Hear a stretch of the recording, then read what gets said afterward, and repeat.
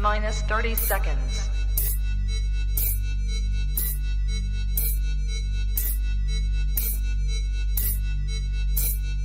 T-minus 20 seconds.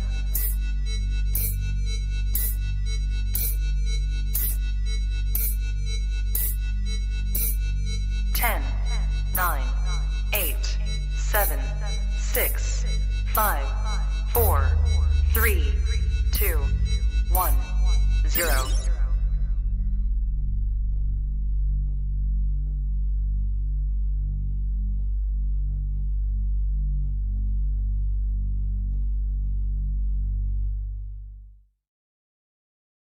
All right. Hi, everybody. Hope you're having a great Sunday night. I'm excited to be here. This is episode 14 of the Girls Who Loves Reptiles podcast. This is Krista, and we are on the coolest reptile podcast network in the world, the Trap Talk Reptile podcast. So, again, I'm excited for you all to be here. If you haven't already, go and follow Fairly Hog Parents and Moonstone Plains on Instagram. Really excited to talk to these ladies tonight on Hognoses specifically. It'll be the first time I've had two guests on, so really excited for that dynamic and kind of shake things up a little bit. If you haven't already, if you're new here, like, comment, subscribe, hit the little notification bell, and that gets you tapped into everything going on with the Trap Talk Network. We have something 7 days a week, everything from monitors to green trees, new breeder on the block, etc. No other podcast is kind of doing it like we are. So get yourself tapped in, join the Patreon. There should be a link below if you're interested in joining. Reach out to me on Instagram. Get kind of tapped into a wide variety of breeders and all kinds of different species. And it's great networking, and I highly recommend it. And so, whoops, where's my forgot the little thing. Okay, there we go. It escaped me for a second, the little cover on. But yeah, I'll say hi to you guys in the chat. I'm trying to think of anything cool happening this weekend. Haven't really done a whole lot. I took a lot of extra shifts, doing some vet consulting on the side. So trying to make a little bit extra money. We know how that is for snakes or supply. I'm trying to save up for racks. So get a couple racks. That's kind of been going to be my primary goal the next couple months anyway. So, and then I had my 4th ball python clutch laid today. It's an OD clown pied to a pastel leopard pied head clown. So hopefully some visual clown pies with some codoms. She laid 7 eggs. So I don't know, that gives me a little over 20, I think 28 for the year and 1 slug total for the year. So yeah, I'm really excited for that season, and I'll start pairing again in January, February-ish when I see where the girls are at. So yeah, can't complain. It's going great. So say hi to Mike. Mike's always first. I appreciate you tapping in early. We have Ryan from MORPH Valley Reptiles. Thanks for tapping in. We have Greg from AAA Reptiles. Thanks for tapping in, Greg. Boza, how you doing? Heart Scales, thanks for tapping in. Oh, you see my cat already? Yep. Phoenix hopping around. Got Amanda, thanks for tapping in. She's a weekly visitor too. We got Dan, thanks for tapping in. Hip Hogs, awesome. Nice to see you here. We got Shane, double dipping on hogs tonight. Yep, I'm excited to talk about hognose. There are species I do want to add in the future. I like the sunburst. It's probably my favorite revision reptiles. Nice to see you guys. The Hognose Emporium, thanks for tapping in. Oh, I missed Jared here. Thanks for tapping in, Jared. Yeah, hey, Clover's Reptiles. Hi, finally saying yes. I appreciate that, and I know you're probably tired. I think you've ended the Scales Expo. I'm pretty sure we had a lot of friends in the EV unit do that, and I think it was West Palm. So I know you're super tired. I get really tired after vending shows, so I appreciate you being here and kind of listening in. Then we'll do the sponsors. So we have, of course, USARC. So I say every week to go on there, check out everything new that's happening, the alerts that are going on, not only at the state level, but at the federal level as well. Become a member, donate to them. They are really our voices to legislation in order to keep these animals, and they really fight for our rights to keep these animals. So again, go and support them. We really need them. We can't do what we do without them. So super, super important to become a member and support USARC. And then we have Blake from Blake's Exotic Feeders with quail.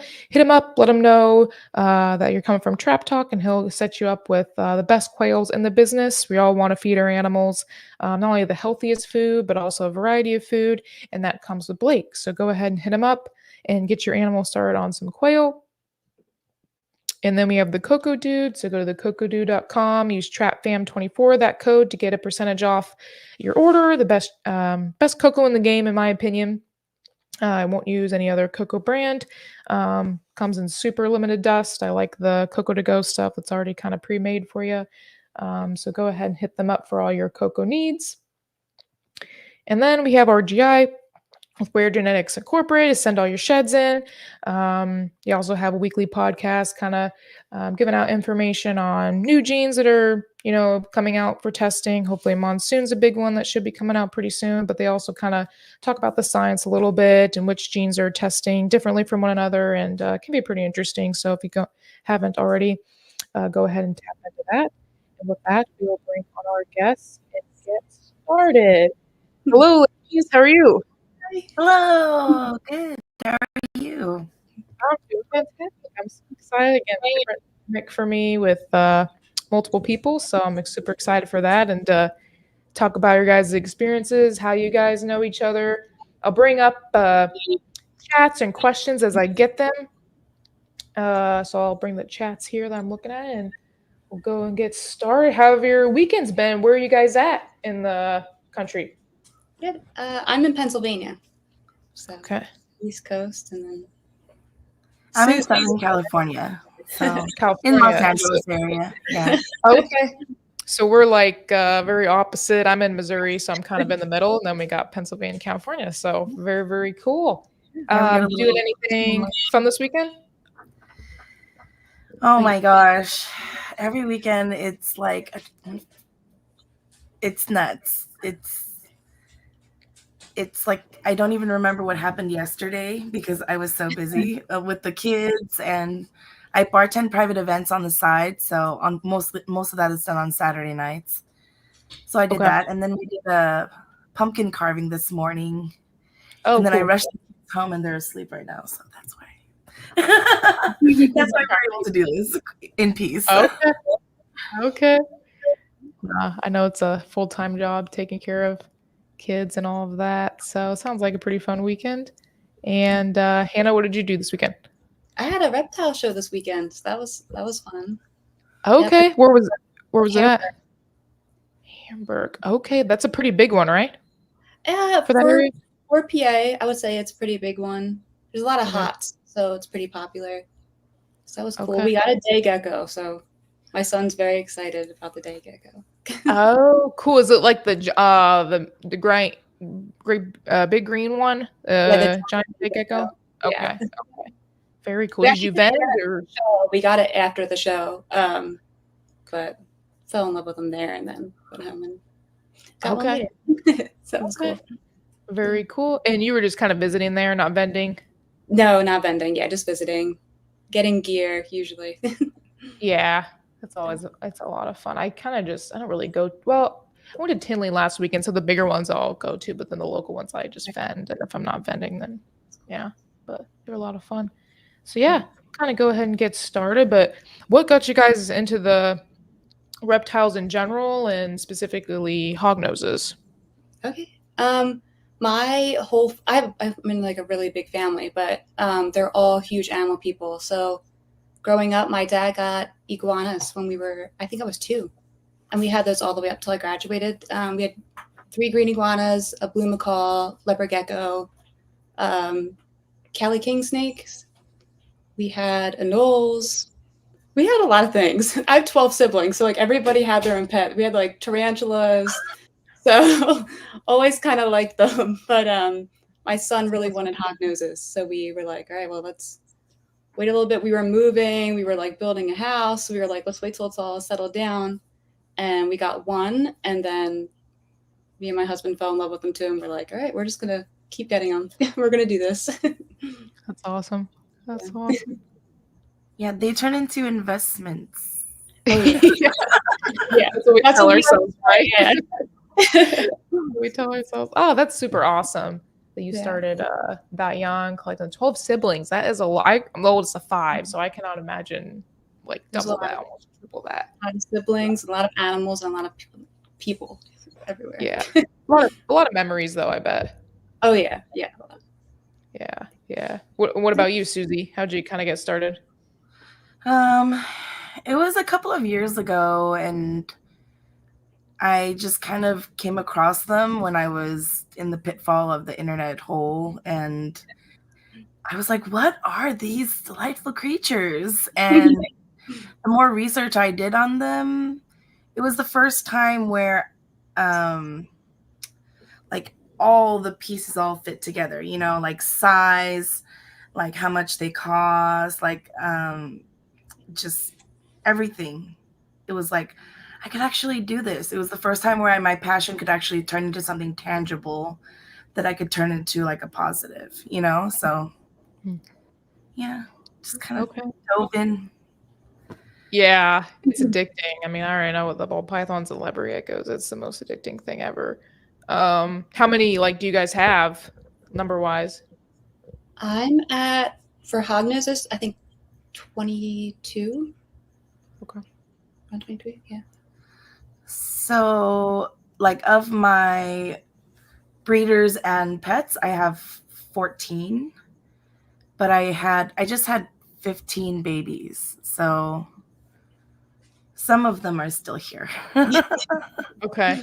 Okay. And is this your first year breeding, or how long have you? Hannah, I know you're still new to the kind of breeding, but Susie, I didn't know if what your history, how long you've been breeding or not.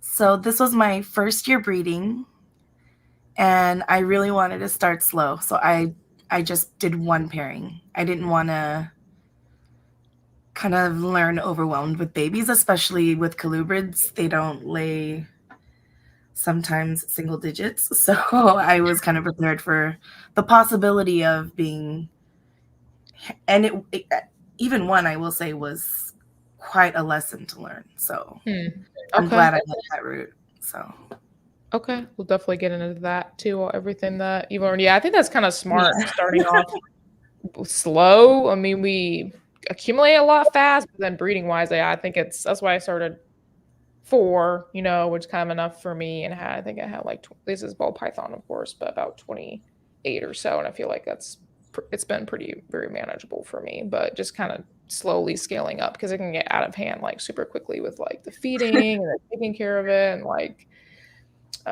yeah. So I think very, very smart on that aspect of it. What kind of projects are you guys into as far as the Hognoses? My first pairing will be to prove out my super Arctic Het Lucy pairing. Oh my God. I'm really excited for that one. What a first pairing. Crazy. I know. I'm just going to dive right in. Dive into the designer stuff. Okay. It's like one of my dream snakes is an Arctic Lucy. Oh, I'm so excited about it. You were there when I picked that pair out. That was at the Reptile Talks from JMG. The female with the so cute. Mm-hmm. Yep. I love Arctics. So I mostly want to focus on lavender and lavender combos. My first projects were based off of a Mercury pairing, but just anything with lavenders involved basically. I'm doing Cadlejas, Mercuries, Moonstones. I'm doing like Apaches, Comanches. So it's just a lot of different genes mixed with lavender. So I see. Okay. So it's kind of like gene stacking of it, and lavender is like your recessive would be your recessive then? Or is right, lavender is correct. Okay. Okay. And I've kind of heard different things with the Hognoses as far as some of it's more gene stacking and some of it's more line breeding. Is that correct? Or what do you think most breeders are kind of going for, the line breeding aspect with the genes, or does it really matter on the project and what they like? Like, Yeah, so I would say like line breeding hardcore is more specific to certain lines. I wouldn't say like the average like hobby hognose breeder that isn't doing it as a business is necessarily line breeding, I would say. What would you say, Hannah? I'd agree with that. Yeah, I would, because there's certain lines where they're only there because of line breeding, like the lemon ghost and such. Okay. So, you know, if someone's, you know, a lemon ghost enthusiast, they would definitely have to line breed, obviously, along with outcrossing, but to keep that line healthy. But you know, I would say, and then, you know, there might be certain people who are trying to, I know a lot of people who are trying to line breed their own specific like pattern type things. Like I really like the single stripe all the way down the back, but that's not a genetic gene. That's just something that tends to pop up randomly here and there, which, you know, hints at polygenics probably. So some people might be taking certain, oh, I like how this looks. I like the bigger, blotchier saddles, or oh no, I actually like the more tiger bands and whatnot. So, you know, when you go into traits like that, then you want to do the line breeding carefully because, you know, we don't want to get into dangerous territory. But yeah, it kind of depends on which project you pick. So. Yeah. That makes sense. I like my favorite is probably the sunburst ones. I don't know why, but they just like they just look so crazy. To do more research on it because haven't dived into like all the genes, so it's kind of like all these names. Same with the ball python. It takes some time and kind of listening in. So who did you guys kind of learn from when you started and getting breeding? Like, did you watch YouTube or did you meet other breeders? How did that kind of start? You want to go first, Sue, or me? No, go ahead. I didn't decide to breed until after I had like 6 hognoses or so, but probably from JMG. I saw his sticker in the background of a snake discovery video. That's how I found him. And then went on YouTube. And he was so nice.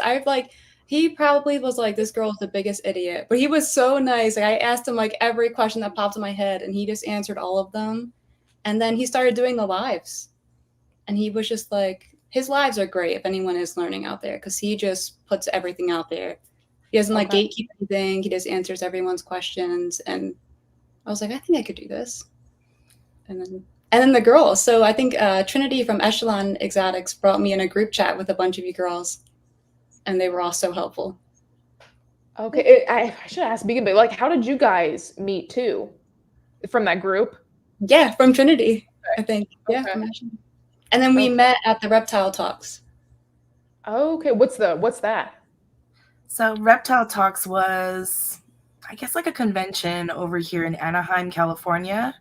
They just had kind of like the top speaker of each genre. So they had a speaker for frogs, and they had a speaker for iguanas, and they had a speaker for, you know, boas and whatnot. And they all took their turn kind of introducing everybody to their species and whatnot. And Jeff of JMG Reptiles, which Hannah just mentioned, was the speaker for hognose snakes. And so obviously the people that were like, oh my gosh, I want to hear what he has to say, you know, they flew over, and they, you know, he was also announcing a brand new gene, which was exciting, which he only showed to the people that were there at the actual Reptile Talk. So yeah, we ended up eating. We had some Korean barbecue, and that's awesome. How long ago was that? That was in May of this year. Okay, so not super long ago. Okay, that's awesome. Yeah, one of the biggest things I like about this hobby is all the new people you meet and talk to, like on an everyday basis. Like, it's truly lifestyle, which I wasn't prepared. Not saying, I wasn't prepared for that coming in. It's not like I don't like the lifestyle of it, but I just wasn't, you know, expecting that jumping in. But then meeting the people and being in the groups, it really, you know, it impacts my everyday life talking to them. So I've really, I had no idea. I was like, this is a whole other world that I just jumped into. And it was amazing. Everyone's so nice. And then, like you said, I think I talk to Sue every single day. Like, Yeah, literally. some groups I have. I went to Tinley last weekend, so that was cool. Like, taking pictures. My parents would be like, "Who are these people?" I'm like, "They're my friends." Like, Yeah. I know them. And I met Jeff at JMG. He was super busy at the booth, so I just, a lot of people there, so I didn't talk to him too long. But he, kind of recognized me. And we talked briefly, but yeah, super, super knowledgeable guy and seems super nice. Oh, we have one question too. Jared asked. Do you know about how many single mutations are there in hogs now? Single? I can count it out really quick. So I can pull up the thing, but let you do it. I'm sure it's a lot. They're probably, I would guess, I don't know how many ball pythons there are, if somebody knows in the chat, but they're probably like up there, I'm sure. The thing Maybe. is, you would have to account for the genes that are right now in question. It's like there are certain genes that people haven't specifically proven out 100% and figured out yet, but they're definitely in the works, Antarctic or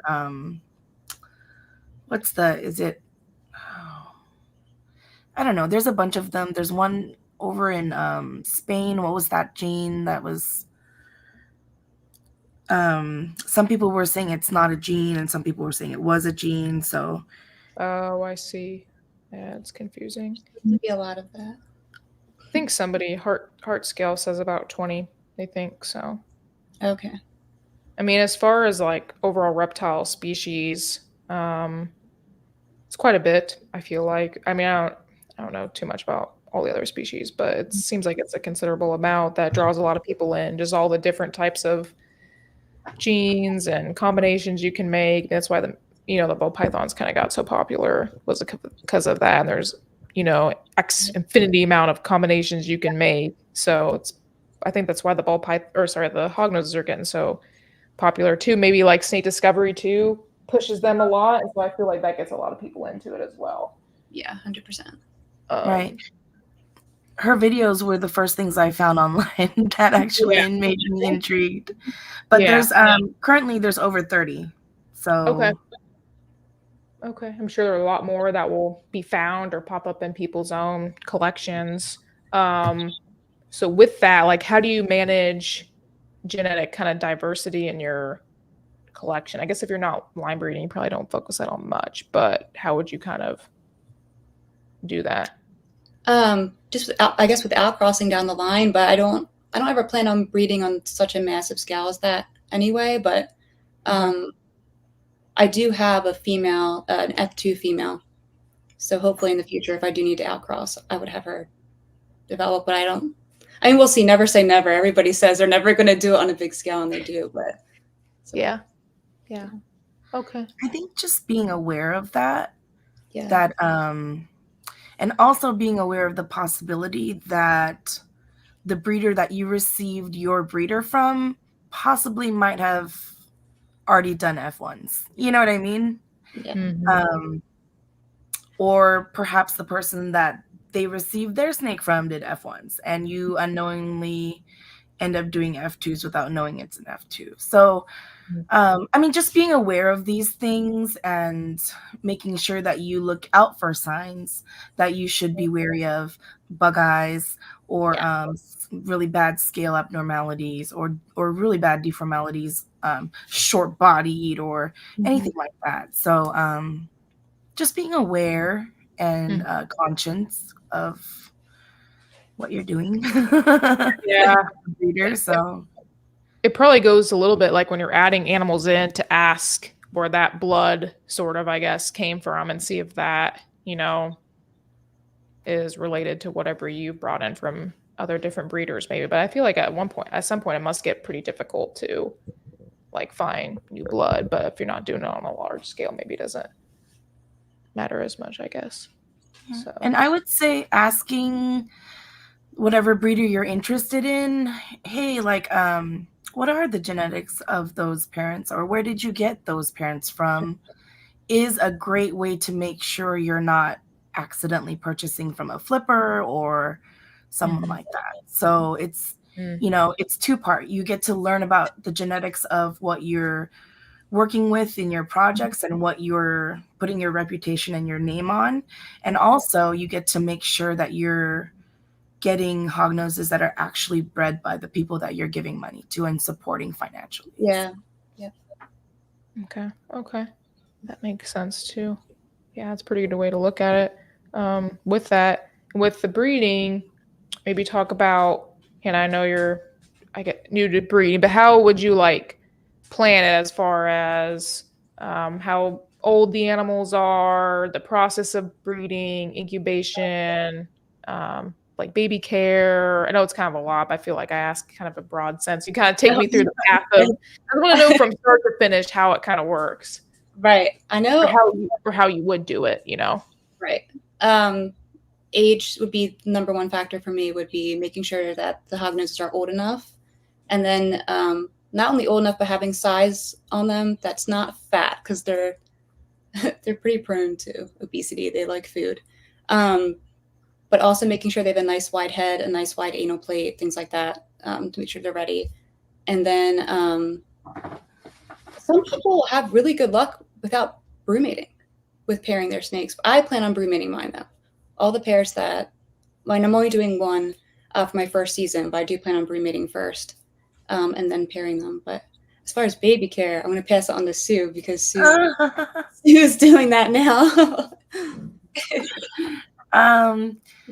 So hognose hatchlings already have a wonderful reputation for being very picky eaters, and they're kind of like human kids. It's like you're just spending every single waking moment of your life trying to prevent them from killing themselves because they just won't eat, some of them, And I think as a first-time breeder, there was a lot of little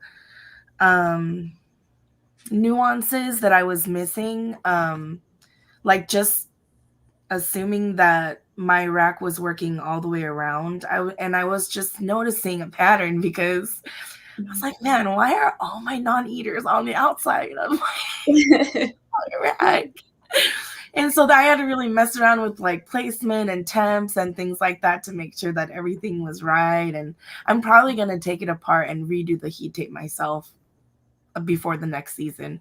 But that, and learning things like the pickiness of your hatchlings can be affected by things like their locale. Like some people were telling me, like certain lines are just pickier. Like you're just gonna have to figure it out, And also along with this huge list of things that you can go through to try to encourage them to try to eat, I think figuring out how to assist feed, a 5-6 gram snake without hurting it. I'm really sensitive, like I don't want to hurt things, like, you know what I mean? So it was very difficult for me to try to balance holding it firm enough and, forcing the mouth open and all of that with, okay, I'm doing what's best for it. I'm doing what's best for it. I'm saving a life. I'm saving a life. And so there was a lot I didn't know I was going to work through all these emotions. My goodness gracious, So it was a lot. It was a huge learning experience. But I think next season's going to go a lot better. And it's not hard. It's just a lot. Does that make sense? It's not hard to assist feed, but when you have like 10, 20, you got to assist feed, it adds up. Is that what you kind of mean? Yeah. And like not just assisting, but just like the care of each baby. You know what I mean? It's not hard. It's just a lot because you have to be diligent, but just making sure they have clean water and feeding them on a schedule and cleaning their poop and, just normal snake stuff, really. At the end of the day, they're just miniature versions. What did you incubate at? Because I know, what did you incubate your eggs at? So I know people incubate cooler, and then you end up with bigger babies, but it takes a little while longer. Yeah. So a lot of breeders will actually I mean, not a lot, but I'm just saying if you have like a trip coming up or something, you can actually incubate in different temps to make sure that they can kind of hatch when you're back home, right? Because you don't want them hatching when you're out of town. So I had a trip coming up about 2 weeks before they were due. And you know, being babies, it doesn't matter when the actual due date is, they're just going to hatch when they're going to hatch. So I wanted to make sure to incubate at a low enough temp to where I would much rather wait extra long and just incubate them at a lower temp. So I was doing, I think like 78. You could do like 75 and they'll still hatch fine. So it take a little longer. They did take a little longer. By the end, I was like, God, I should have just done 80. You know, you want to meet the little baby so bad. You're just like, are you there yet? They're like, go away. Let me incubate in peace. How long is it? How long does it take to hatch, I guess? Or how long did it take, you know, that one, I guess? Approximately 2 months, so 60 days-ish. Okay. So I think normal temps, it's like 55 to 60 days is what they say. Okay. And the brumation, is that typically at that 75 degrees? Or is it, it's cooler than that? Yeah, brumations, I don't know what you do, so I plan on being around 55 degrees, maybe a little lower, 50 to 55. Some people have gone so low that there's been like frost on the water bowls, but I'm not going anywhere near that. That's wild. For me, but yeah, I'm the same. I'm right there with Hannah. I don't know if she needs. Is Julie talking about incubating or brumating? Oh, for brumating, Brumating is the same. Yeah, brumation mid-50s, just like you. Okay, so you just put them in at 50 whatever degrees, and then okay, I see. You drop it very slowly. Make sure their system's empty and slowly drop the temps lower and lower till you hit that, and then put them in. I plan on doing about 2 months, probably end of November to end of January. Start warming them up if I can make it. I feel like I'm going to get too impatient and miss them and want to pull them out a little early. Yeah, but that's the plan. I see. And then when you pull them out, then you start like the pairing process. Is that how it typically goes, or okay? Yes, you'll slowly warm them up and then feed them so the females don't eat the males because they do like. I've seen that. Okay. Is there any other way to prevent that, or is it just warming them up and feeding them and then pairing and just seeing how it goes? Oh, that's about it. Yeah. Honestly, that's about it, because there's been instances where hognose snakes have the females eaten the male after pairing. So they've paired and locked and then unlocked. And then she turned around and said, I'm hungry. And she said, there's no mice here, babe. So gotta go. And so there's just no, they're a little bit unpredictable. So they say to watch them for the first few hours and just keep checking in on them. And I've even heard, I think it's Jeff, that had a male try to eat the female. It's very rare, but and they couldn't do it. But like the females will actually eat the male, but the males are usually significantly smaller. So yeah, how often does that happen? I felt like I saw it a bit this year. I haven't seen it personally, obviously, but it's not uncommon. So you should be careful. Like, just be wary, because it's, I mean, some of these hognose snakes that we're investing in are like a couple $1,000s. Yeah. You know, I'd be sick if that happened. So how long are they locked for? Like, can you just watch them how long are they locked for typically? Is this like an hour, overnight, days? It's gonna vary. You might get like a week lock and it could be like 30 minutes, or you can get like a really strong lock. Actually, the last time my female and male paired, they were locked for, I want to say like 7-8 hours. And people were like, that is an extremely long time for a hognose snake. Like, they must really like each other, because that's not normal. Like, they were like saying that's a long time. But a few hours is a good solid lock. Okay. If you have healthy male daemon sire, then you're most likely off of one lock gonna get eggs. Okay. They're very fertile. My female very first clutch laid 15 eggs. I only lost one. Second clutch, she ate all her eggs except one. Dang, they eat eggs too? What the heck? Yeah. They eat the eggs.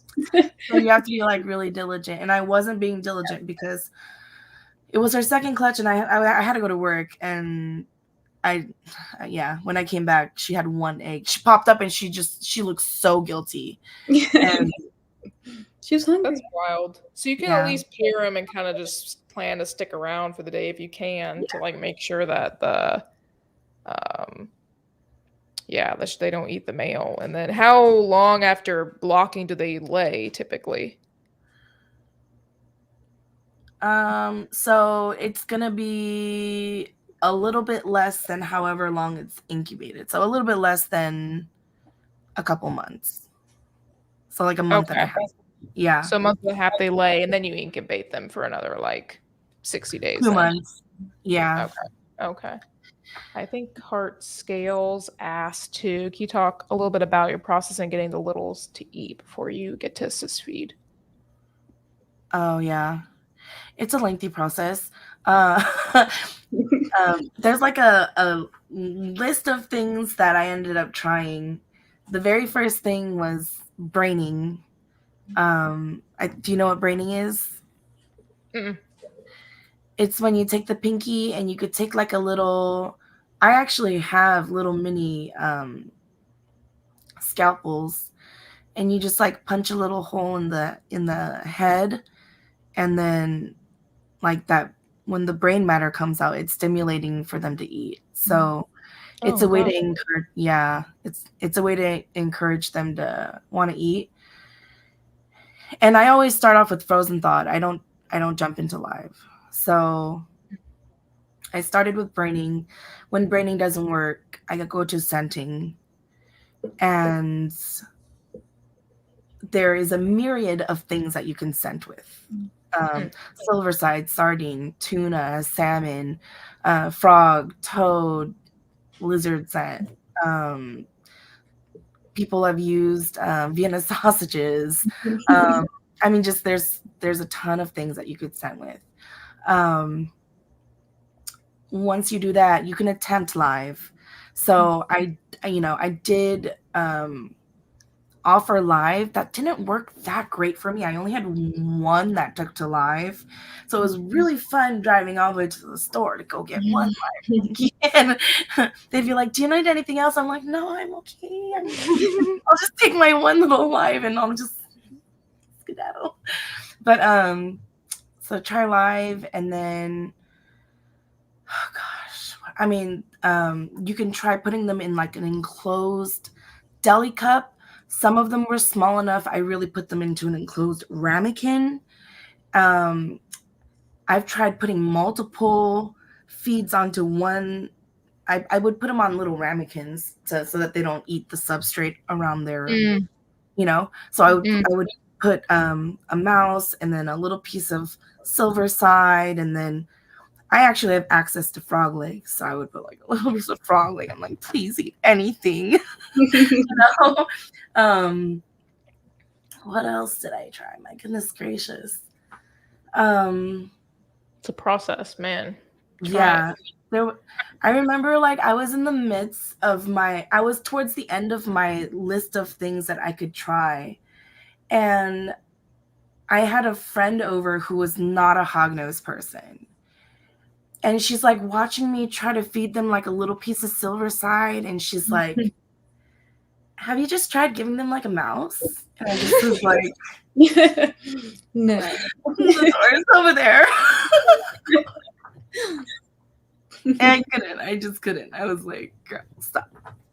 It's a process.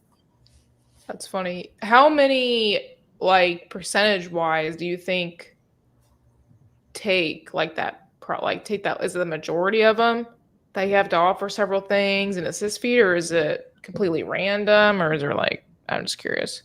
No, I had a horrible, horrible time feeding my first clutch. I really, really felt like I sucked at it. I really reached out to the community though, because I've never met a community like the Hognose community in my whole entire life. Never met so many people that I felt in line with and who have just been willing to help without me giving them a dime. So I was asking everybody everything. I had hognose breeders that were willing to come over to my house. Fortunately, because I do live in like a well-populated area, I had multiple hognose breeder friends, which I'm forever indebted to. Hoggy Elise is one of them. Paragon Reptiles also came to help me out. Yeah, I had an abnormal case because when I spoke to other friends who were first-time breeders, they would maybe have like 2 non-eaters, maybe like 2 to 5 non-eaters. I would have 15 babies and I would have 1 that would take. Wow. Yeah, it was bad. That was like in the very beginning. And then you start figuring it out. And then now I have everybody but 2 eating on their own and voraciously eating very well. So yes, it's a process, but thankfully, people like Hannah and everybody else, it's been fun. That's rough. I can deal with a few. Oh yeah, somebody asked about the kitty. This is Bolt, but he just decided to jump up on my lap. So that's fun. Yeah, I cannot imagine having to do that for like a whole clutch of bees. I mean, hopefully it kind of gets easier. Maybe you said certain genes are harder to feed though, or the babies are harder. Which genes would those be?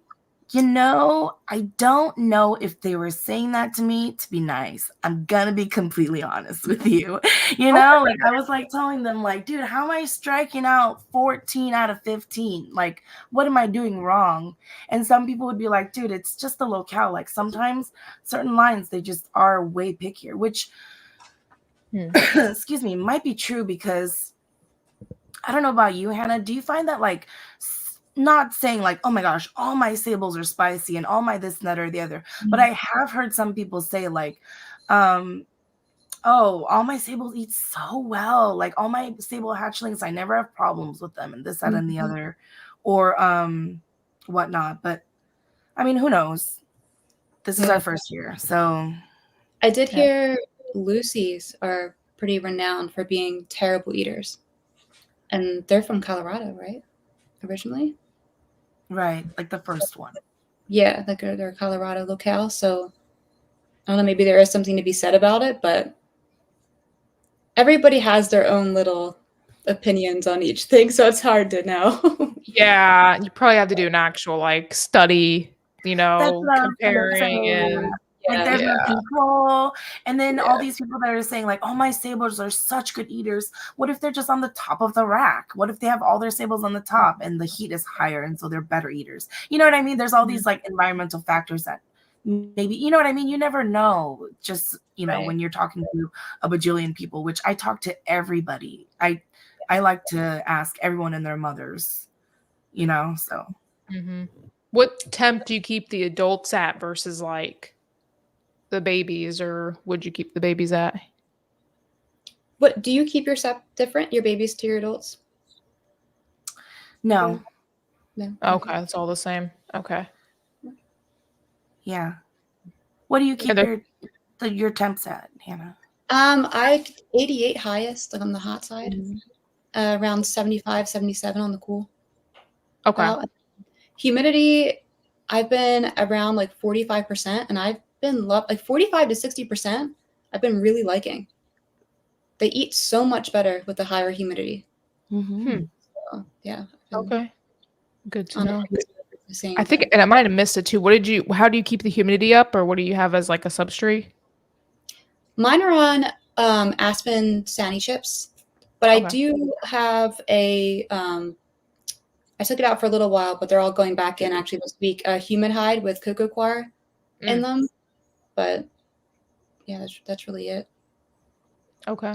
What about Okay. you, Sue? So my numbers are literally, we're like twinning, we're twinning them all day right now. So the only difference is because I am on like closer to the shore, my humidity is a little bit higher. So mine are actually kept around like 65 to 75, up to 75 sometimes. And I would say like absolute lowest it'll go would be like 55. But mine love it. The more I learn about them, they don't freaking like it dry. Like the people that have them at like 30 degrees and 40 degrees and stuff like that, like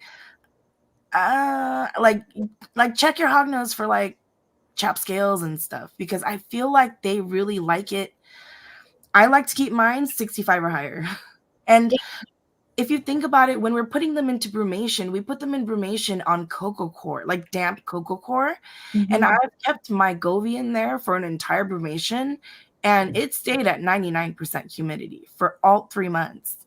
So if they're able to be on cocoa coir for 3 months, damp cocoa coir for 3 months without getting scale rot, without getting, RIs and all of that, then, they probably do okay in moderately high humidity, And it makes sense. Their fossorial is going to be more humid under the ground than it is above. So like I had so many issues with my humidity this year, because this summer, anyone in Pennsylvania knows the humidity was through the roof. So our whole house, we had to have like dehumidifiers running constantly. But I had some great eaters. And then the winter, when I have like our wood burning stove on and it's low, I mean, everybody struggles in the wintertime, but I swear a lot of it has to do with that low humidity going on.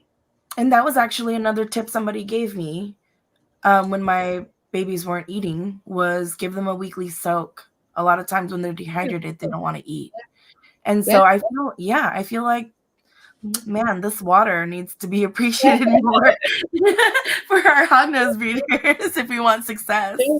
I had that little female moonstruck who she wouldn't eat for me, and she was so little, I was like freaking out. And so I just like put her in hognose gel. I took out all of her hides, all of her cork, everything, went bare bones because she was so defensive. And I put the humidity up to 90%.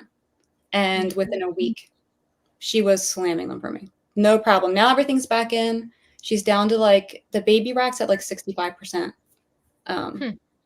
She does well. I wouldn't recommend putting it 90% long term.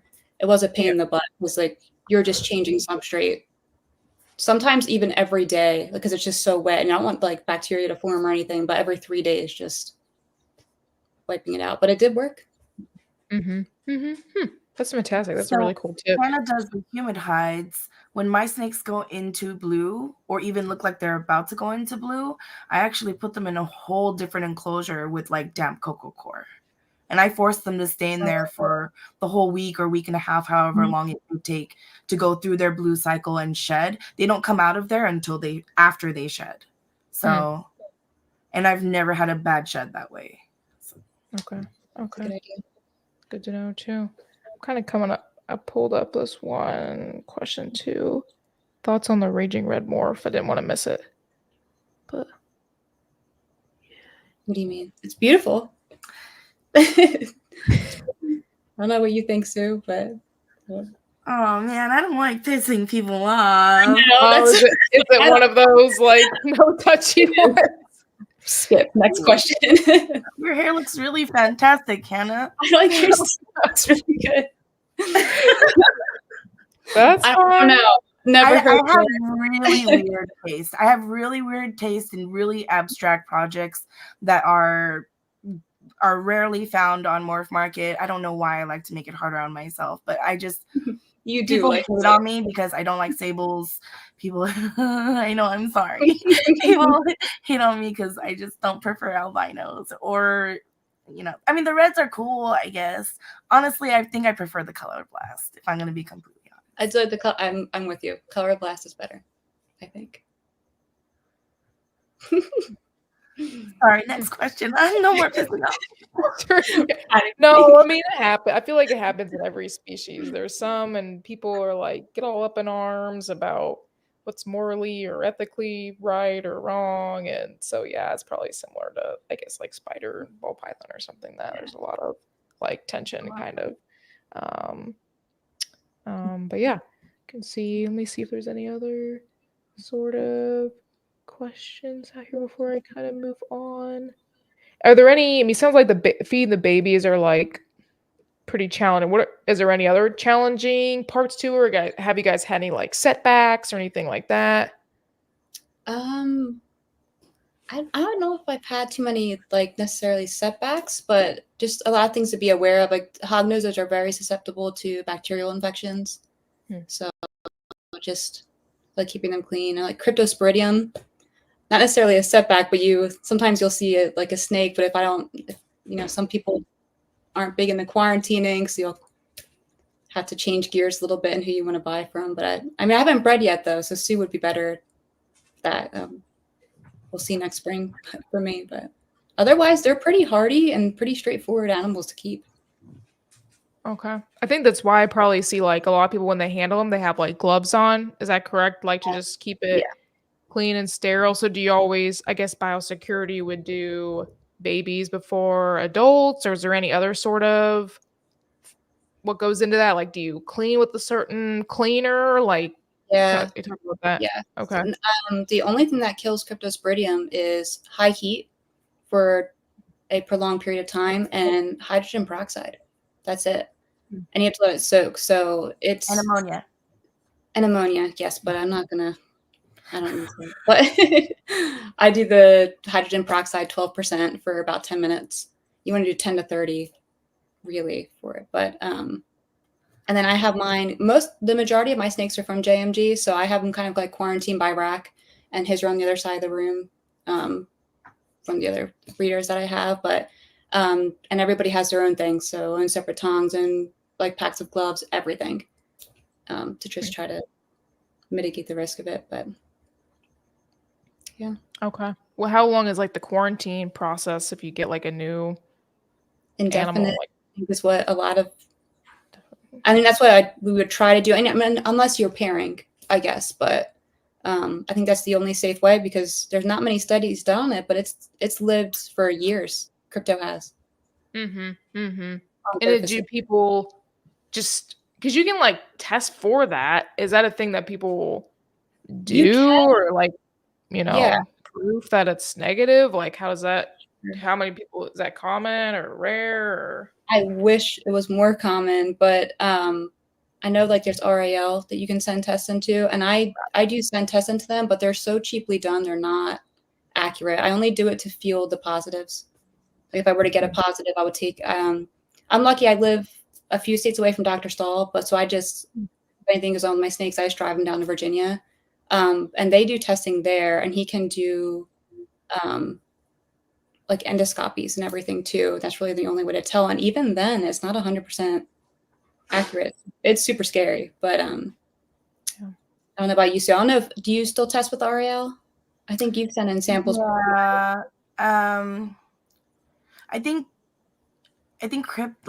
doing research on crypto has really been one of my focuses in really trying to figure out how to mitigate my risk as much as possible, because of how crypto is. It's not like any other virus, because it's not a virus, it's a protozoa, and it doesn't act the way other viruses would.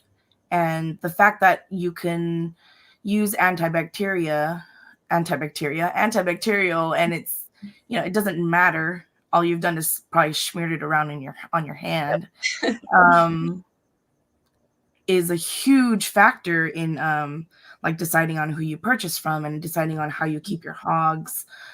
Also because crypto can be completely asymptomatic for years. Yeah. So all the people that I've heard look me dead in the eye and say, oh, I've never had any problems. It's fine. Yeah. Would be cause for concern, I would say. 100%. Because at that point, you're either ostriching or you haven't done your research. And as a breeder, that's your responsibility, you know? So perma-quarantine is probably the highest security, but it's not the only option, obviously.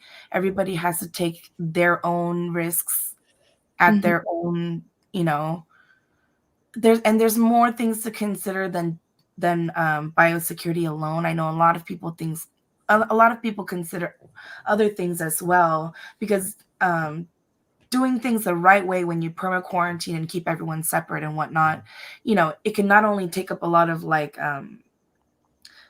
plastics and throwing of things away and whatnot, and you know, or buying of multiple things, and you know, sometimes people want to think of even consumership of how much they consume and things like that. So ethical keeping and also responsible keeping, as well as what you can manage without going crazy. Because I'm not going to lie to you, the first time I really delved deep into crypto, I got so scared to touch anything.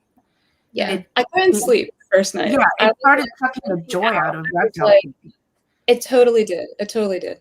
Because it's that scary. It's 100% fatal.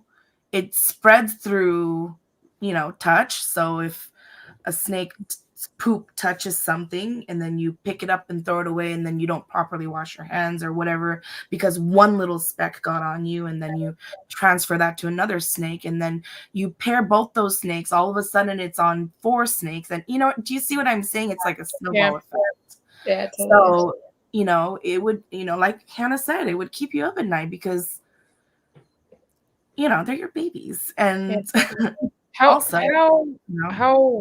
like common is it for them to die, like people having ones that die from it, like, or is it something where people just don't say that they have it because they don't want people to know? But like, how common is this in the hognoses? Like, is this every day somebody has one dying, or is it pretty rare? And you know, I feel like a lot of people would probably keep that pretty hush hush. Yeah, I hope they wouldn't, but that's what it seems. It's unfortunately I feel like I hear a bit more from like someone bought a snake while it was in quarantine, it died, they got it in the crop seed, it has crypto.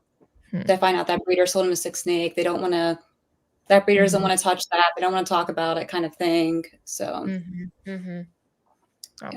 So I guess so it happens, but it's just hard to kind of like trace, obviously, for understood reasons. Kind of like, I guess, Nido and more like the ball python, green tree kind of world. It's a similar thing. It can be asymptomatic. I'm just kind of like talking about how concerned, you know, should we be versus, you know, it's going to depend on who you ask, because, you know, somebody watching this is going to be like laughing at me right now. You know what I mean?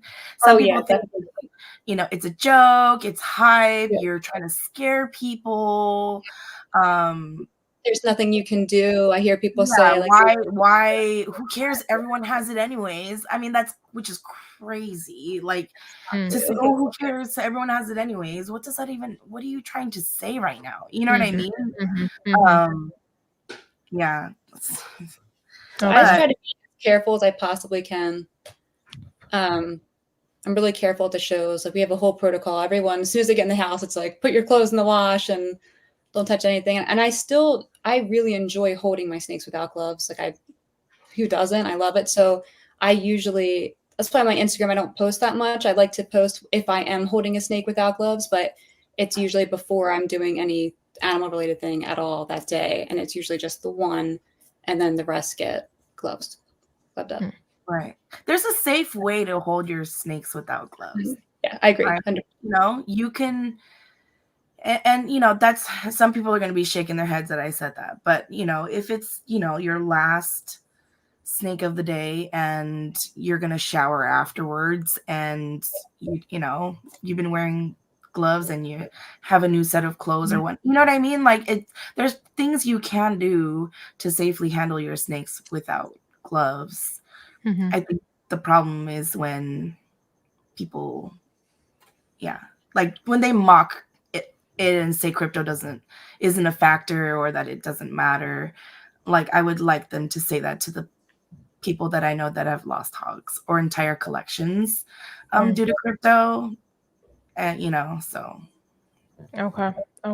I see. Yeah. Somebody else commented too, like a old school versus modern thinking. So sounds like the old school is more of like, it's here, not gonna spend the extra work or time trying to prevent it. So Right. unfortunate too. Yeah, definitely. Yeah, I've just heard that's like a thing. Didn't know too much about it, but was just curious. But yeah, I've noticed like a lot of pictures of the gloves, so I'm assuming it's pretty.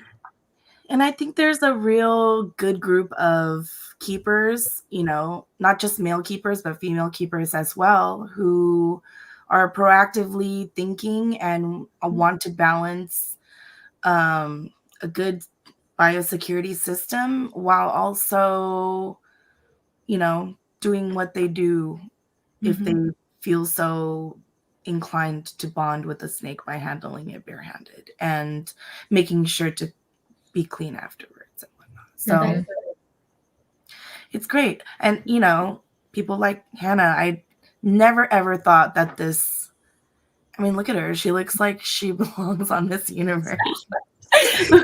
That's like she's like the best. pretty.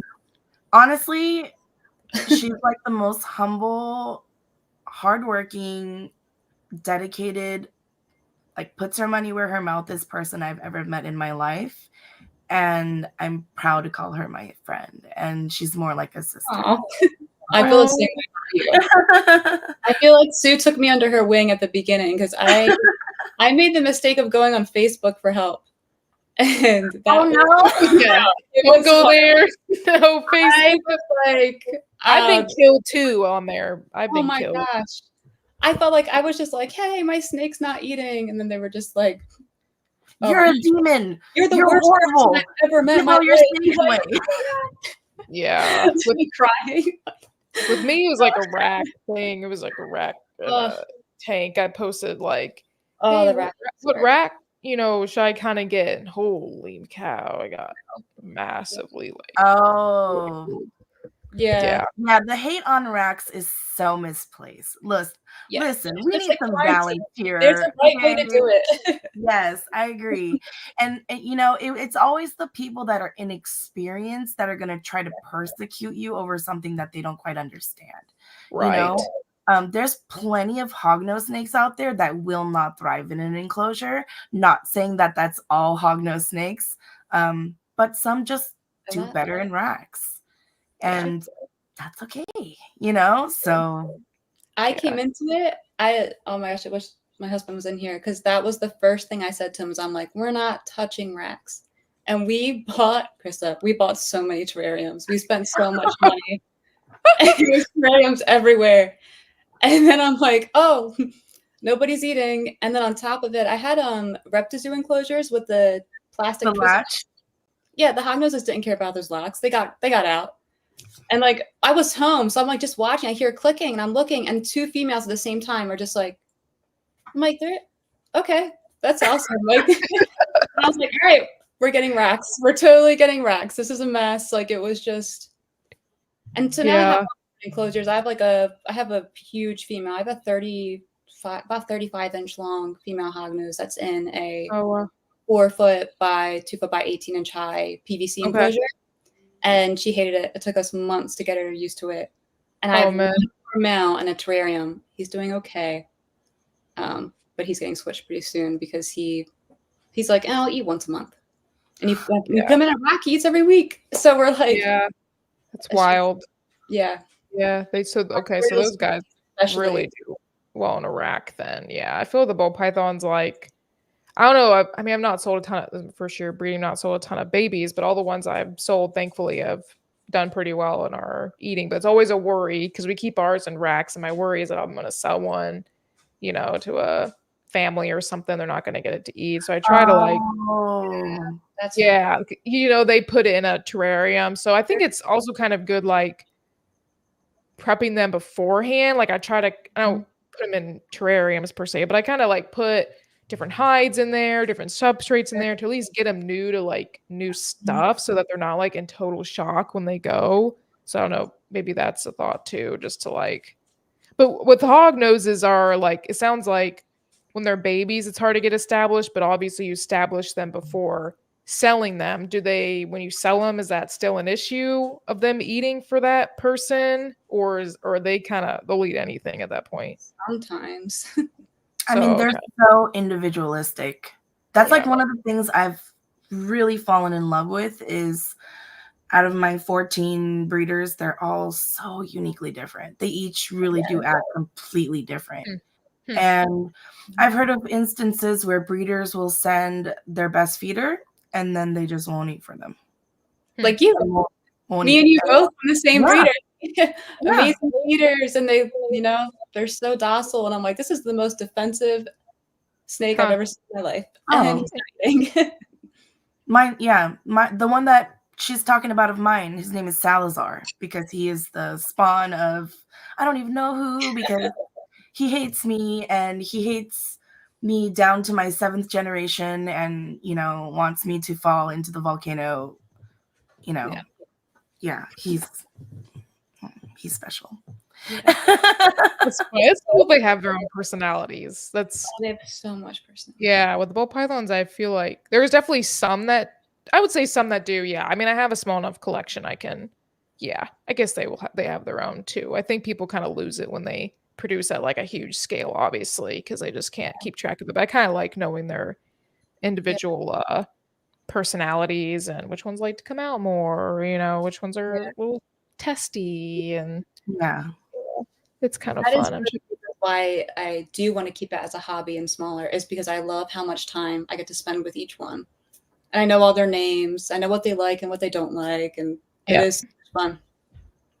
Yeah, there is a definite benefit to interacting with a, you know, smaller scale breeder, because they do have that time for attention to detail, especially when, you know, when you're only doing one clutch. It's like the nice part. It is a nice part of it. Yeah. At first I'll be like, they all got names. Like, I can tell you how they all act like, you know. Yeah. There are benefits to that. That's kind of going to be my next kind of segue, is going into like, you know, how this works in a business and future. Let me just double check. I'm not missing any questions before I kind of move on. Oh, this is funny. He's like, Krista, not the wreck. Yeah, I have learned my lesson, man. Just do whatever you need to do. Oh man. Honestly, I need to stay off of Facebook, because I mean, I show my racks on Instagram and all that stuff, but man. Yeah. I'm terrified to do that. Oh my God. Yeah. So with the breeding part, obviously you guys are kind of small scales. Is something you want to turn into like a full-time business? Just do it on the side? How big do you see your collections getting? How many clutches would you eventually want to do? Like, what's kind of the plan, and how long do you think you'll like take me on the roadway or the journey of that? I'm in school right now. I'm to be a veterinary technician. So cool. So I plan on doing it on the side. Yeah. Okay. And then me and my husband run our own business. We do collectibles too. So yeah, definitely as like a side thing, more so than a like full scale. But watch that be a lie. Watch me be like a full send breeder. So never say never. That'd be 300 hogs later. I would love nothing more than to do that full time. But I really like being a hobbyist and breeder and leave the big time to the big guys. Yeah. That's pretty cool. Okay. What about you, Susie? For me, it's definitely a business that I want to do full time. There's a couple of different branches that I want to delve into. I want to do an educational show for kids revolved around reptiles. Main goal just being to break that misunderstood, scary, slimy misconception that, you know, a lot of kids have about reptiles.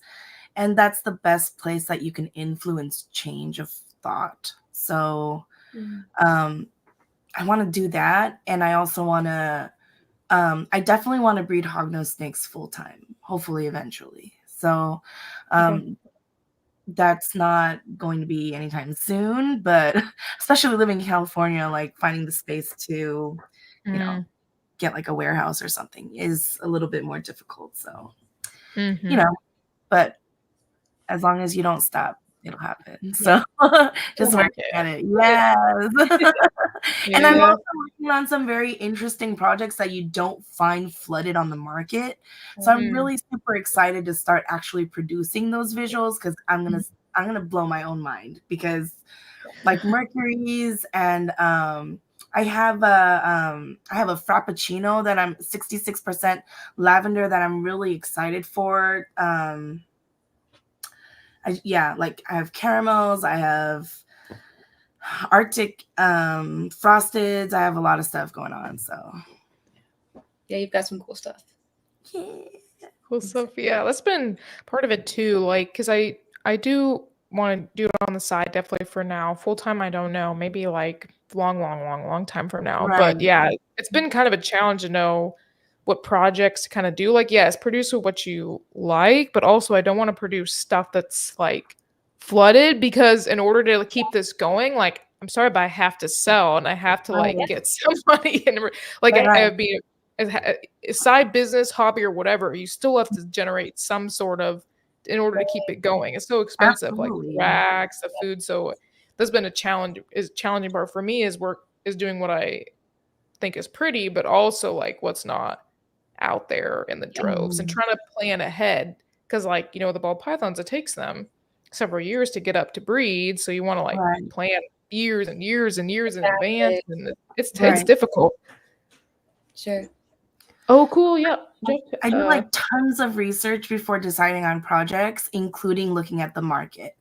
So if you just go on MORPH Market and take a look and see how many animals are on sale for said project that you want to be in, and over the, you know, just look at it over the course of 6 months to a year or whatnot. If you see that there's hundreds, like maybe take pause and, you know, divert to a different project, or add a third gene so that it's not something that's, you know, just one of 50 of the same exact one, you know? Right.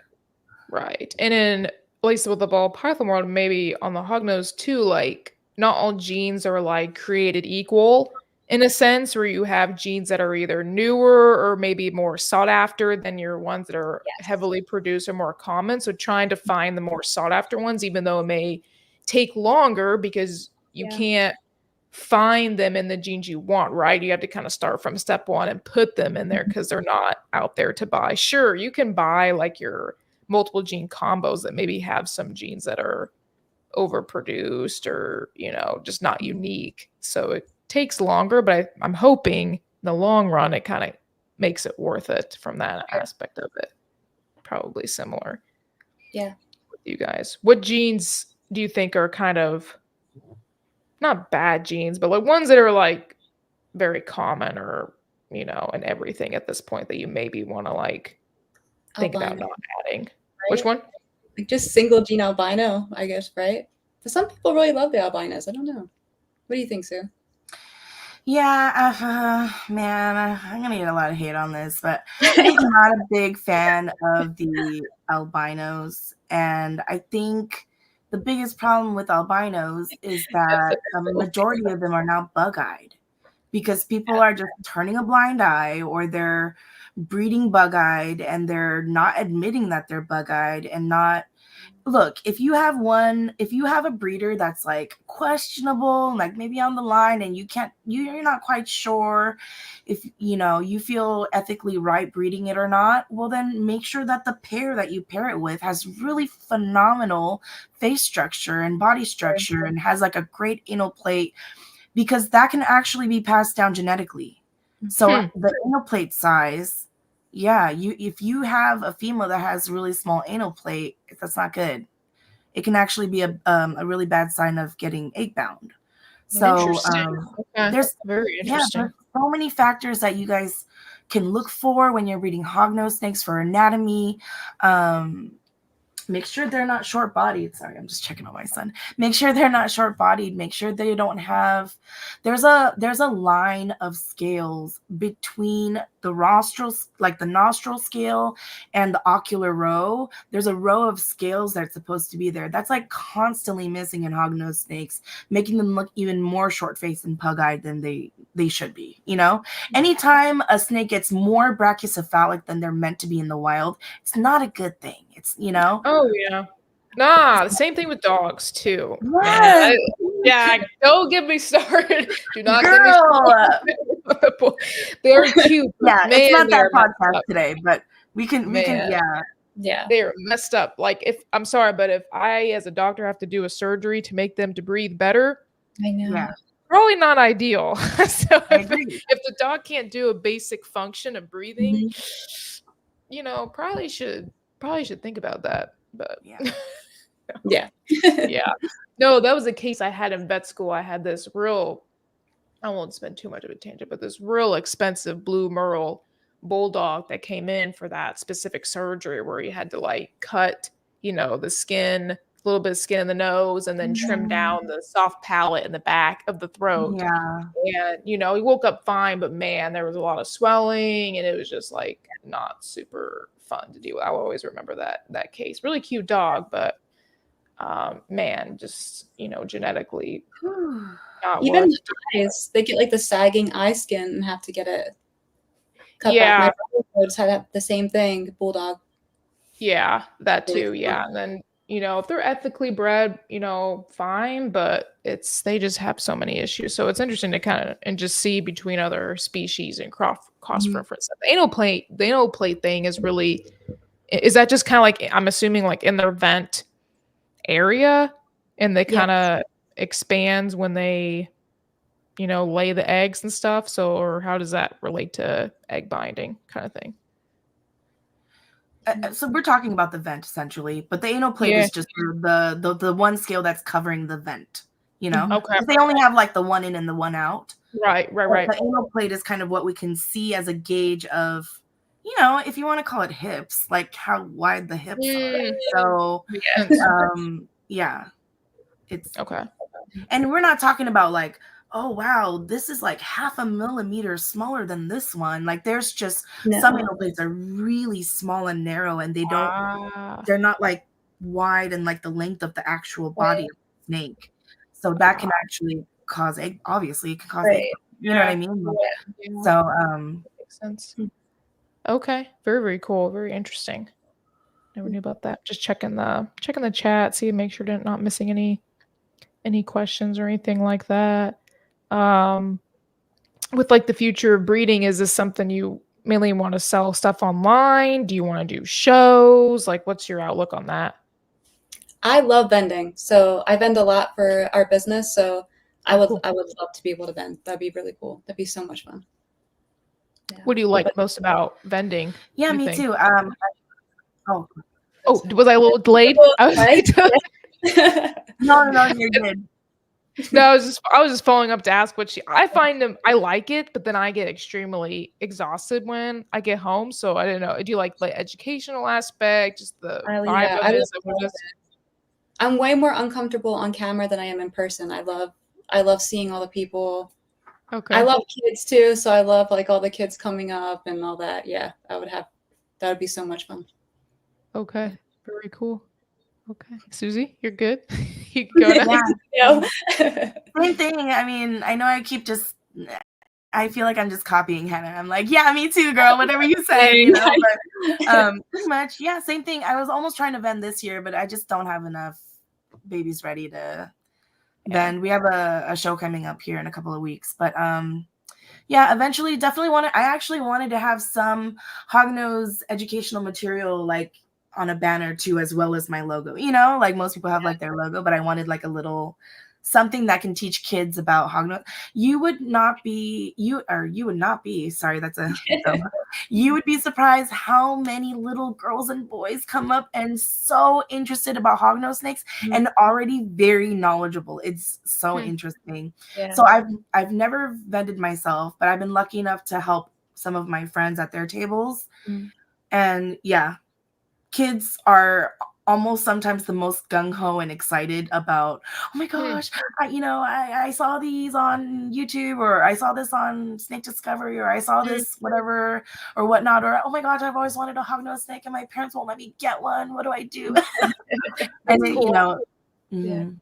That's cool that they're actually, very popular. my sister was a school teacher last school year, and for a class pet, me and my husband donated a hognose, and we got like the whole setup, and the kids were obsessed with that snake. My sister has it now, but they named her Tulip, and they, oh my gosh, they all wrote their book reports about hognoses. Like they all, Oh wow.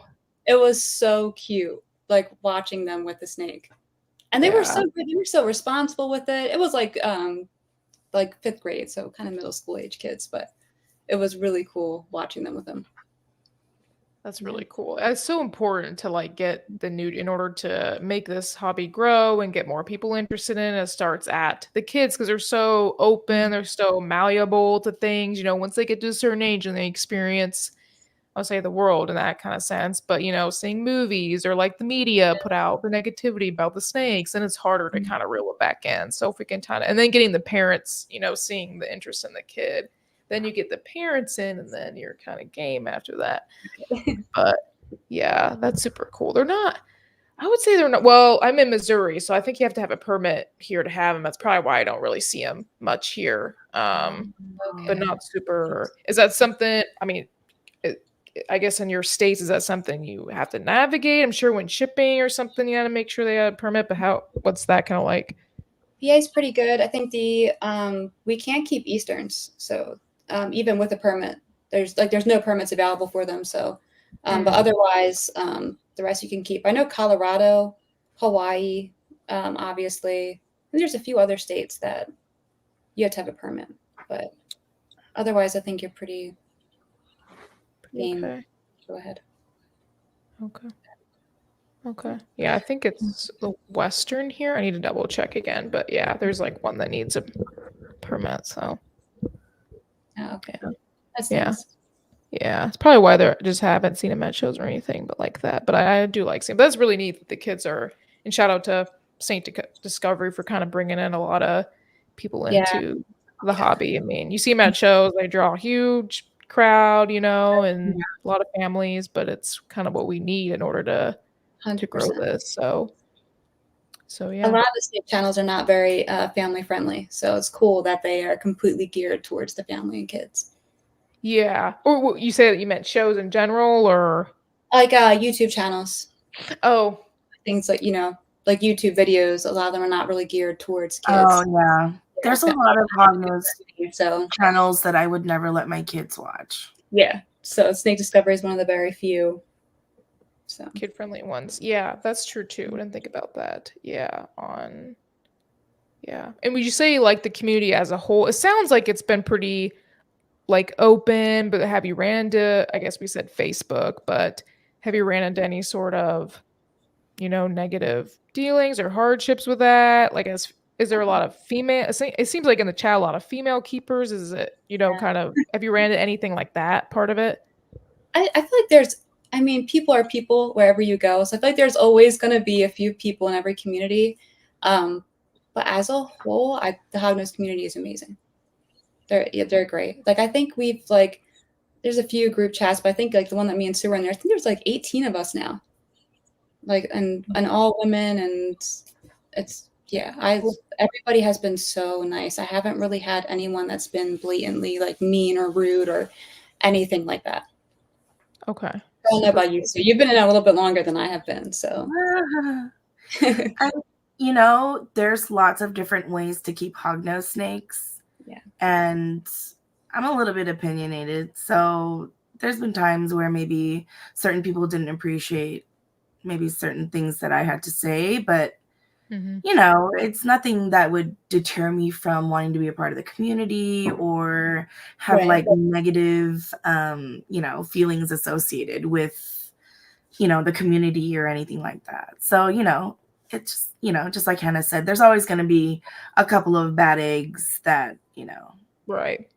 think up the whole coop once in a while. You just gotta Yeah. distance yourself and Yeah. keep doing what you're doing, and just keep surrounding yourself with the people that you feel empowered and supported, and that you feel you can support what they do as well. So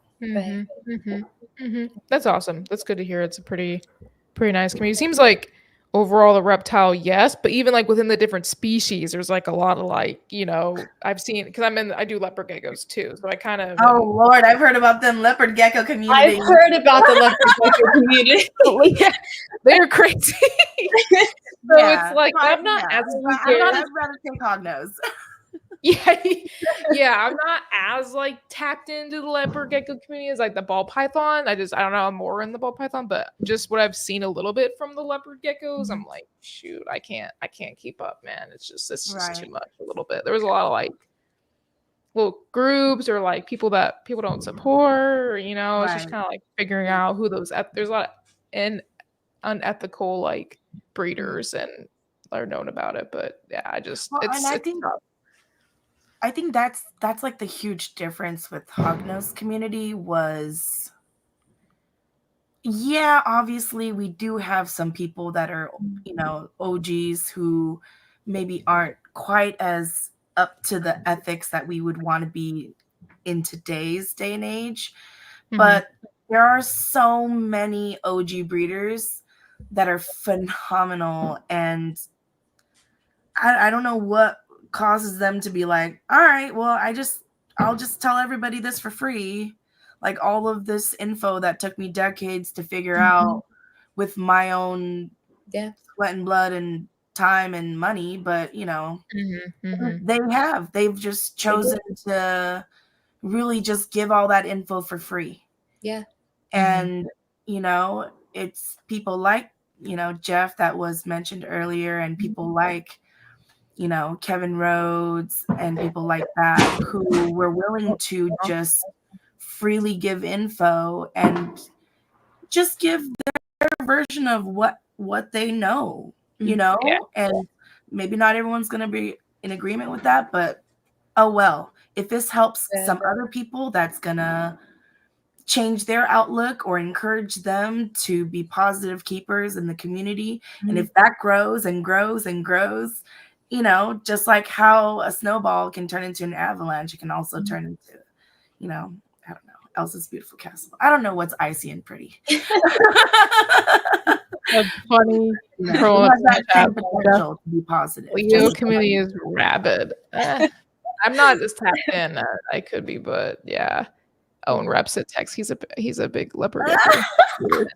He's a goofball. Oh, is he? Yeah, he's a nice leopard gecko. But you know what? Gabe is cool. He actually has like cool morals, and seems like he puts the animals first, and all that. He's done some really cool things too.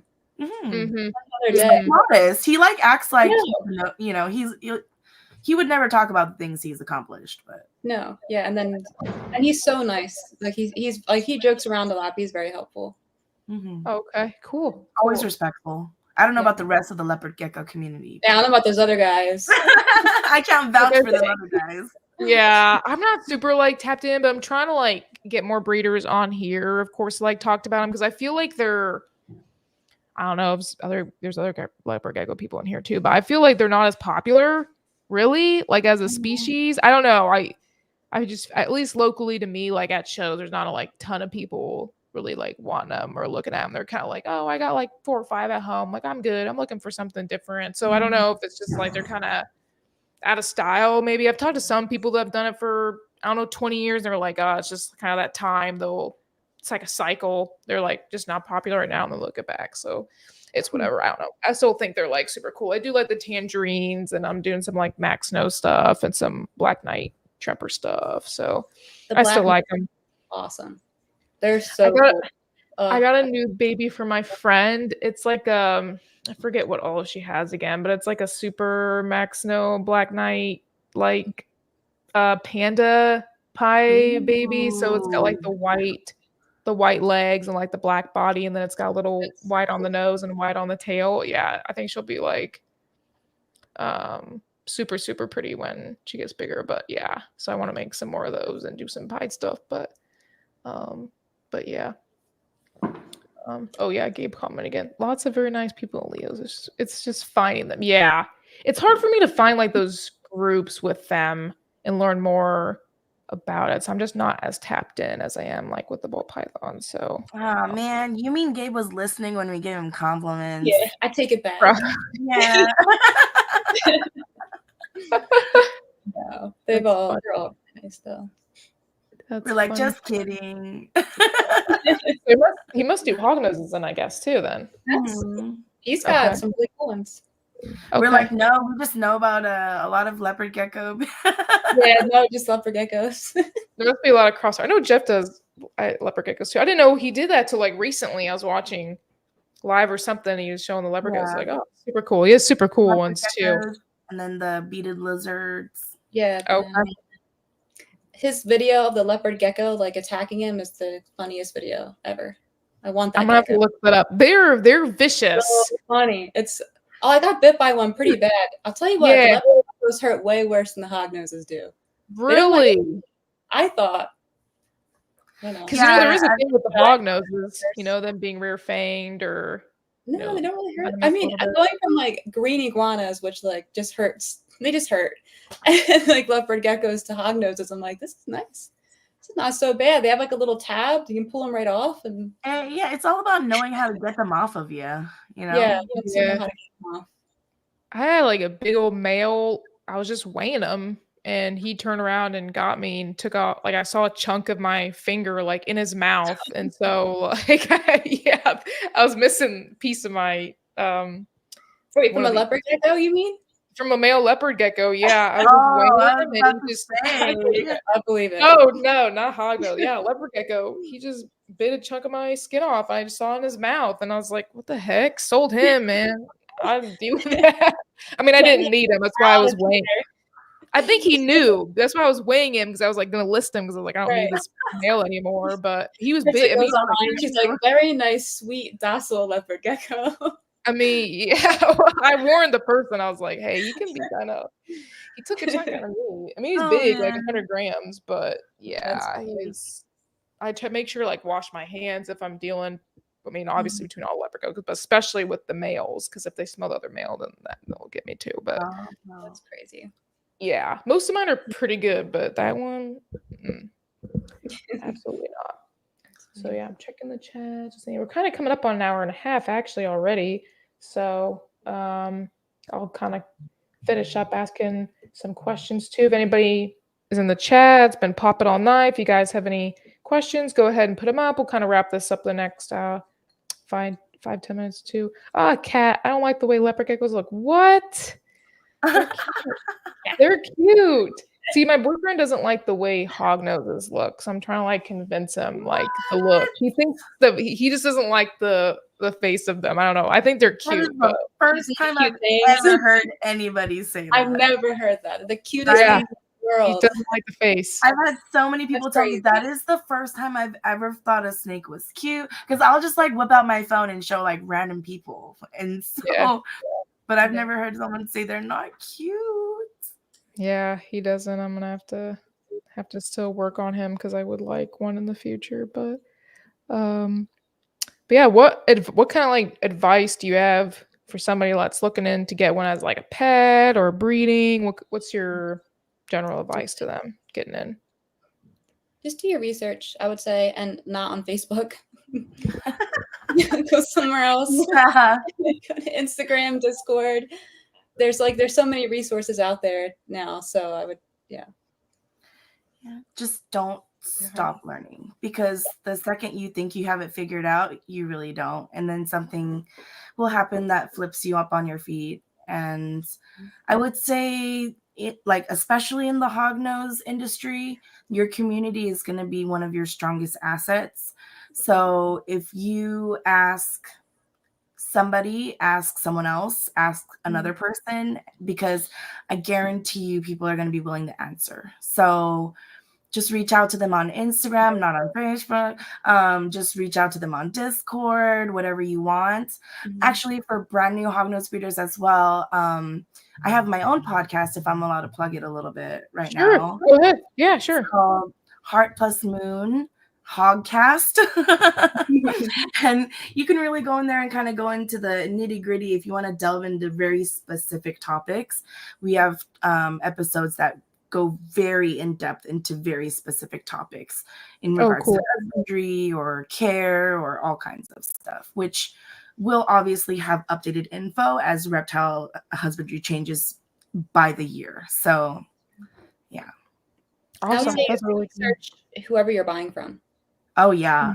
from multiple sources, because that's going to be your best line of defense against crypto, like we were talking about earlier. So was that just a basis of asking other people? Like, how do you do your research on somebody you're buying from? I would ask them what their biosecurity practices are. So if Hmm. you ask somebody, if they quarantine, or even ask them about crypto, usually it's pretty easy to tell off the bat. Like, I get a lot of like, oh, well, you can get it from anywhere. I personally wouldn't buy from someone like that. Who said that? Yeah. Yeah, exactly. Okay. Yeah, that's a pretty, yeah, because I don't really know. I mean, I look at reviews for ball pythons too. Now I'm a little bit into it, so I can ask other people. But just starting out, I feel like it's hard because I got duped in the Yeah. leopard gecko part of it. I thought this person had a great social media presence. Right. I didn't go back super far enough to see other things. I was kind of seeing the most recent stuff, the current stuff, and I was like, this is okay, right? They seem to have pretty good reviews on MORPH Market, right? So then I bought a leopard gecko, posted it on Facebook, which was a mistake, but I said who I got it from, and then a bunch of people were like, oh my gosh, I can't believe you bought from that person. I was like, what in the world? Because I feel like I'm pretty good at researching things, but Right. it's difficult when you're new and so I many agree. people can put a fake 100% thing online. So I learned that me and lesson. Sue have talked about this. Like, once you're in the community, it's so much easier to talk. Like, Jeff's Discord's great, but if I wasn't there, that is hard. Yeah. I would just. So that's the hard part That's the about difference. places like MORPH Market is there will be bad vendors and there will be people that you shouldn't buy from that just end up getting a horde of beginners that just give them good reviews based on the first 5 minutes of them having said animal, right? So Yeah. they'll just get like good review, good review, good review, good review, and then one person gets a horrible experience where they're ignored and the snake ends up dying, and then they do a bad review and then it gets buried by another 10 people because they're just like flipping or whatever they're doing. And so that's why good reviews on MORPH Market or on anywhere don't always necessarily mean that they align with your ethics and your specific level of biosecurity. So make sure that I feel like, I mean, it seems weird, but making friends that align with you are so important, because it doesn't matter if you make friends with 800 people in the Hognose community if none of them would be people you would buy from, Right. Yeah. So that trusted group that you can, hey, has anybody, bought from blankety blank? Anybody had a bad experience from blankety blank or heard of a bad experience? We actually do that in our group chat. I think before we buy any snake from somebody that we don't know, we asked in the group chat, has anybody heard of blankety blanky? So Yeah. And it's, I guess, us as breeders too, knowing that as well, so that we make sure we have a really good reputation and put ourselves out there. It's hard. I'm kind of introverted and nervous too, but putting yourself out there, doing this type of thing, shows, just so people get to know you. I mean, you can be a basement breeder, I guess, but then it's hard to build that reputation when people are when you get to this level. You have to be able to talk to other people to choose from. You can't just go on reviews because I got burned and then Gabe here. I don't trust MORPH Market reviews at all. Good to ask around. Yeah, for the love of hog Discord. So yeah, it's just kind of, I guess, finding a way how to get those new people in and not let them go down the path. It's so hard. I mean, the podcast like this, I don't know.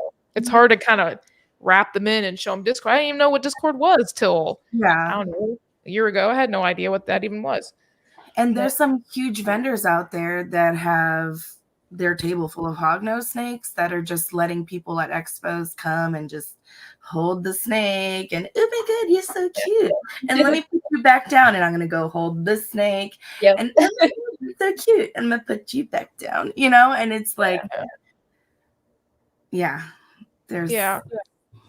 Big no. Yeah. So it's just, I think doing things like this, letting people know, you know, this will be on YouTube so anybody can come and listen to it. But I don't know how, you know, you're in your own groups, like word of mouth, I guess, may help too with new people in, and they'll get it. I mean, it may take some time. Just try not to have people make mistakes and make their time be. That's the hard part though, because as a beginner, you're going to be attracted to those tables that let you hold those snakes. I That's know. what you want. Yeah. You know, you want to hold a little baby in your hands, and like, it's a good sales tactic if you're willing to compromise the safety of the animal. But you know, Yeah. And I guess it goes back to, you know, vending and just being educational to people and telling them about crypto and biosecurity, because they may not know. So then again, I think it's like on us to educate them, you know. And unfortunately, I do hear vendors kind of near side me that don't always aren't truthful or don't say the right thing or something, you know, and you can't control that, unfortunately. But trying to maybe do like a care guide or something like that, you know, that may help educate them too. So yeah, and hoping people do their own education when they're wanting to buy a pet. I know some people who are actually choosing to do like a little care lesson, like for everyone who purchases. They're gonna like and then my husband's gonna be there. I'm gonna hand them off to my husband. He's gonna go over the payment and go ahead and kind of just real quick, here's my care guide, and you know, are you aware, do you have a tub? Yeah, you know,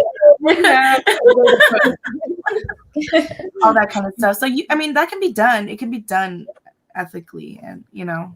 Yeah. I always like the care guides, and I always give them my contact information. Or I try to check in too. It shows it's hard because I don't ever get their information. So I try to when they do the receipt online. I'm like, you can put like your receipt info in there. That way I got it, so I can check up on you, type of thing. But yeah, cool. I'm just checking in. No further questions. I don't see. It's been great. So I really appreciate you guys' time. Is there anything I didn't ask that you wanted to talk about at all? I don't think so. You think so? No, not really. I try to ask, you know, everything from breathing. Challenges. I don't know if there's anything I could ask that, you know, you think other people should know about or anything like that. So no. Okay. I think just doing their own research is you know, and never stopping that research is going to be key. Yeah, super important. Okay. Well, cool. Well, again, thank you guys for your time. How can people, you know, follow you, message you if they've got questions, see where your production's at? I'm on Instagram, Fairly Hog Parent, so I'm always on there. So love that name. Such a cute name. I love the logo too. It's great. So thank you. I'm on Instagram as well. I'm on MORPH Market. I'm on Jeff's Discord, the For the Love of Hog Discord. If anybody wants to DM me on there, they can reach me out on there. All of my podcasts are on any of the normal podcasts where you would normally listen to them, Apple or Spotify. So if you want to do like in-depth research, you can go on there. Hit me up on Instagram. Any questions? Eventually, I will see that request and respond back. So. Okay, cool. Sounds good. Well, thank you all. Reach out if you got questions. I'll take you off the screen here and keep you backstage for a minute. We'll finish up, and we'll close off for tonight. Awesome. Well, that was a fantastic episode. That was really neat having two people on. You could tell like the chemistry they had. So I thought that went super well. I learned a lot, and hope you guys learned a lot too. So next week we'll have Ball Morphic. She's from Canada, ball python breeder. So really excited to talk about the market there and how she's kind of developed her breeding project. So so check us out next week, same time, same place. And hope you guys have a great week.